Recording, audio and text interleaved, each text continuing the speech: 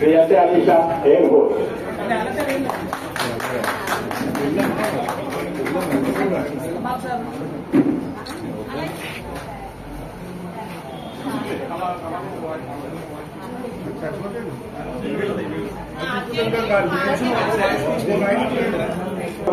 MPC ఉదయ connector service 36 సంవత్సరాలు ordinary lieutenant గా చేసి కార్గిల్ వార్డులకు ఫైట్ చేసి వచ్చినటువంటి మహాన్ యోధుడు.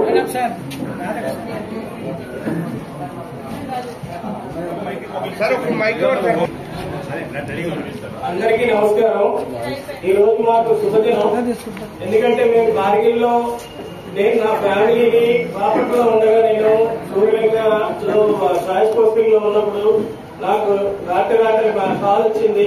నేను నా భార్య పిల్లల్ని నా చిన్న మా అమ్మాయి అయితే 1 year జస్ట్ బార్న్ బేబీ అనమాట. వాళ్ళు వదిలేసి నేను చండీగఢ్ ఇమీడియట్ గా రాత్రి బయలుదేరి కార్గిల్ వారికి వెళ్ళాలని నేను చండీగఢ్ వెళ్ళిపోయాను. అక్కడ కార్గిల్ వారికి పూర్తి అయ్యేదాకా అవకాశం వచ్చినందుకు అందరికీ నా ధన్యవాదాలు. నెక్స్ట్ కార్గిల్ అందరికీ నమస్కారం.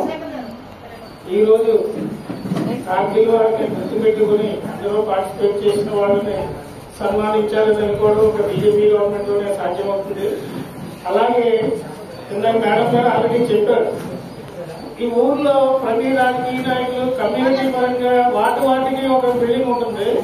కానీ టోటల్ మొత్తం జిల్లాకే హెడ్ క్వార్టర్ గా ఉన్న ఎక్స్ సర్వీస్ మెన్ కి మాత్రం ఎవరో ఒక 200 గజాలు సైట్ ఇవ్వలేకపోతున్నారు. ఎందుకో అర్థం కాదు. క్యాస్ట్ పరంగా అయితే ఇస్తారు. సో అది మేడం గారు చేస్తున్న సంతోషం.